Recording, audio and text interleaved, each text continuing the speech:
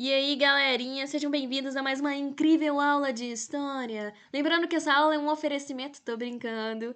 Gente, vocês já devem ter percebido que eu não tô presente nesse vídeo de hoje, mas é porque eu não quero assustar ninguém, o negócio tá feio mesmo. Então, para que vocês tenham uma aula serena, né, que não cause constrangimento em ninguém, nessa aula vocês só vão se deparar com a minha bela voz, né, de narradora, e também um slide incrível que eu fiz só pra vocês, então se sintam muito especiais. Seguinte, galera, a gente vai começar a falar sobre o feudalismo e uma das principais características da Idade Média, né? Vai ser um modelo muito importante e a gente vai entender como é que ele vai se estabelecer. Vamos nessa? Seguinte, pessoal. O século IX vai ser um período de muitas mudanças. A gente viu que anteriormente aí a gente teve a presença dos reinos francos, dos reinos francos não, gente, é no singular, do reino franco. Vimos que ele vai ser o único povo germânico que vai conseguir ter uma duração, vai ter uma maior durabilidade, né, no território conquistado. Vimos que o Carlos Magno vai ser o seu maior representante e que com ele o Império Franco, né, vai atingir o seu auge. A maior conquista territorial vai ser durante o governo do Carlos Magno. Então, quando o Carlos Magno ele acaba falecendo, né, deixando esse mundo, ele deixa também o território dele para os seus descendentes. Era assim que funcionava, né? A monarquia era deixada pro filho. Então, o que que acontece? Os seus descendentes acabaram tendo fazendo com que muitas disputas políticas acontecessem. Eles disputavam pelo poder, fazendo com que o território fosse fragmentado, né? Um território que antes era de grande extensão territorial acabou sendo dividido entre seus descendentes. Isso, galera, fez com que o poder dos reis, de forma geral, fosse enfraquecido. Vocês lembram que lá, quando a gente estava estudando sobre a crise do Império Romano, a crise política começou mais ou menos assim? Por conta das disputas e por conta das conspirações entre os imperadores romanos, isso acabou abrindo uma brecha para que povos invasores, né, percebessem isso como uma fraqueza. E é exatamente isso que vai acontecer. Vem percebendo essa fraqueza do Império Franco, né, do Império Carolíngio, a Europa vai começar a sofrer novas invasões. Quem vai invadir? Alguns povos, os vikings, a galera que vai vir lá da Normandia, vão ser um dos povos, um exemplo de povos que vai começar a entrar na Europa nesse momento.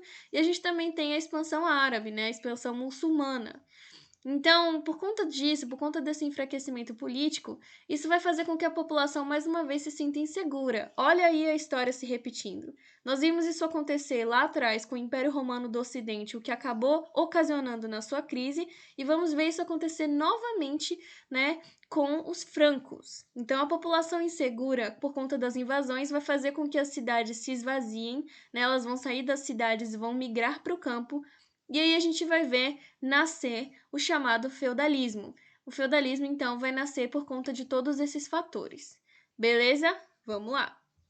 Seguinte, pessoal. Como que vai ser esse feudalismo? Como que ele vai ser formado? A gente viu que a Idade Média, as características da Idade Média vão ser uma mescla entre heranças romanas e heranças germânicas. Então, vai ser a mistura das características desses dois povos que vão formar a cultura medieval. O feudalismo também vai ser um exemplo disso. A herança romana que vai contribuir para o feudalismo é o colonato. A gente viu isso lá atrás, né? Que era uma relação em que o proprietário de terra cedia um pedaço da terra e, em troca da prestação de serviços, né? A pessoa que pegava a terra para morar, para trabalhar e tudo mais, pagava com o serviço, com a produção. Então, o colonato, essa forma de servidão, vai ser uma das características que vão compor o chamado feudalismo. Outra característica aí que vai fazer parte, que vai ser essencial para que essa prática seja estabelecida ali naquele período, vai ser a herança germânica do comitatus, né? Lembrando que o comitatus era uma característica desses povos em que, em tempos de guerra, em tempos de perigo, ou em tempos que eles precisavam se organizar, eles elegiam um representante e juravam lealdade a ele, eles seguiam eles, independente das diferenças étnicas e culturais. Então, o comitatus, essa ideia de fidelidade, também vai fazer parte do que a gente vai chamar de feudalismo. Então, o feudalismo vai ser uma junção do colonato com comitatus, a ideia de servidão e de fidelidade ao mesmo tempo. Mas, professora, como assim? Como que isso vai ser representado? Primeiramente, a gente tem que ter na nossa cabecinha que feudo significa terra. É uma palavra de origem germânica que tem esse significado. E por que a partir desse momento essa sociedade vai ser chamada de sociedade feudal? Porque tudo, gente, tudo vai girar em torno da posse da terra. A terra vai ser o bem mais importante a partir de agora. Se você tem terra, você é uma pessoa extremamente. Como é que podemos dizer? Você tem muito poder. Ter terra é poder.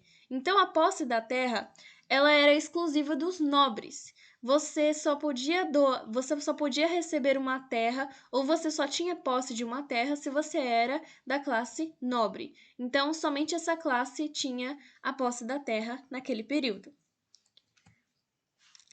Como que funcionava isso, professora? Como que funcionava quem recebia a terra e quem doava a terra?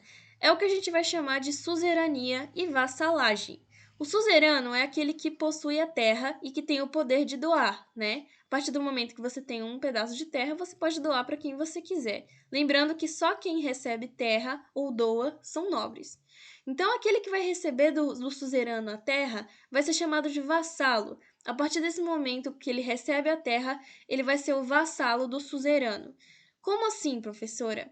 Essa relação que a gente está vendo agora aí na imagem, ela é fundada através de laços de dependência e fidelidade, né? Um depende do outro e um jura fidelidade ao outro. Mesmo o suzerano sendo aquele que possui a terra, né? Às vezes uma quantidade imensa de terra, ele também tem fidelidade ao seu vassalo, né? Ele protege o seu vassalo de qualquer perigo, né? Em tempos de guerra e tudo mais. E o seu vassalo também, em tempos de guerra, jura se proteger o seu suzerano. Enfim, é uma relação de ajuda mútua, certo? E como que funciona isso? A vassalagem ela não acontece de uma hora para outra, é toda uma cerimônia, é todo um juramento, é basicamente um contrato, né? O vassalo, aquele que. Tanto o vassalo quanto o suzerano, eles não é que eles assinam um contrato, mas é um contrato moral. As pessoas elas realmente levam esse tipo de relação, de situação, assim, muito a sério. Tanto é que essa cerimônia de vassalagem ela acontece em 3 etapas. Inicialmente a homenagem, né, que é a primeira parte dessa cerimônia, que o vassalo ele faz todo um juramento, ele promete a fidelidade, ele promete ajuda em tempos de guerra, ele promete que vai honrar os seus compromissos com o seu suzerano, ele promete também a questão de se submeter à autoridade do suzerano. Entre outras coisas, é a parte do juramento, a homenagem. Já no ato de fé, a gente vê como é que a religião é importante. Ele tem que jurar mais uma vez, só que dessa vez com a mão na Bíblia, né? Com a mão sobre os evangelhos. Ele fala de novo tudo aquilo, dessa vez jurando em nome de Deus, que ele vai cumprir tudo aquilo. E já a terceira parte é a investidura, que é a parte do suzerano, né? Como que ele fala que aceita o vassalo como seu dependente, como uma relação de fidelidade? Ele dá um objeto para o vassalo. Ele dá um objeto, pode ser um objeto particular, pode ser um manto, uma espada e por aí vai. Então esse objeto ele vai ser simbólico e ele vai meio que selar a relação dos dois. Beleza? Olha que bonita essa homenagem, essa cerimônia.